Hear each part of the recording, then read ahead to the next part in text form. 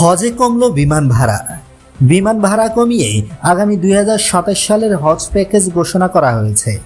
ধর্মমন্ত্রী কাজী শাহ মোফাজ্জল হোসাইন মঙ্গলবার এই হজ প্যাকেজে ঘোষণা করেন। সচিবালয়ে ধর্ম বিষয়ক মন্ত্রণালয়ের সম্মেলন কক্ষে প্রেস ব্রিফিংয়ের মাধ্যমে হজ প্যাকেজ ঘোষণা করা হয়। ধর্মমন্ত্রী জানান, প্রধানমন্ত্রীর উদ্যোগে বিমান ভাড়া কমিয়ে 1,30,000 টাকা করা হয়েছে। সরকারি মাধ্যমে আগামী বছরের জন্য হজ প্যাকেজ 1 এবং হজ প্যাকেজ 2 ঘোষণা করা হয়েছে। হজ প্যাকেজ 1 এ খরচ পড়বে 6,15,263 টাকা, আর হজ প্যাকেজ 2 এ খরচ পড়বে 5,05,668 টাকা। এছাড়া বেসরকারি মাধ্যমে সাধারণ হজ প্যাকেজের নামে একটি প্যাকেজ ঘোষণা করা হয়। বেসরকারি মাধ্যমে খরচ পড়বে 5,13,648 টাকা। ধর্মমন্ত্রী বলেন, সরকারের নির্বাচনী ইশতেহারে সাশ্রয়ী, সহজলভ্য, মানবিক ও প্রবাসী বান্ধব হজ ব্যবস্থাপনার প্রতিশ্রুতি রয়েছে।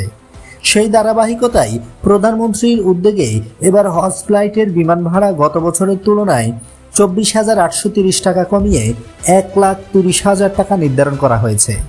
তিনি জানান, শেখ হাসিনা সরকারের সময়ে 2023 সালে হজ ফ্লাইটের বিমান ভাড়া প্রায় 2 লাখ টাকা ছিল।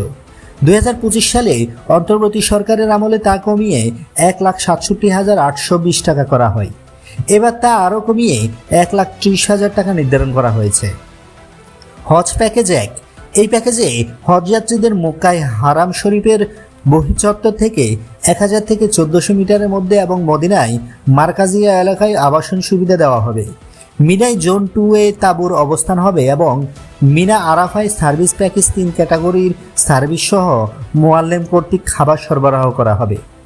সাধারণত সৌদি আরবে অবস্থানকাল হবে 35 থেকে 40 দিন। উল্লেখ্য, অতিরিক্ত অর্থ পরিশোধ সাপেক্ষ রুম অ্যাকোমোডেশন ও শর্ট প্যাকেজের সুবিধা নেওয়া যাবে। এই প্যাকেজের খরচ ধরা হয়েছে 6,15,263 টাকা। বন্ধুরা, নিত্য নতুন এক্সক্লুসিভ খবরাখবর সবার আগে পেতে আমাদের ইউটিউব চ্যানেলটি সাবস্ক্রাইব করে পাশে থাকা বেল আইকনটি অন করে দেওয়ার অনুরোধ রইল।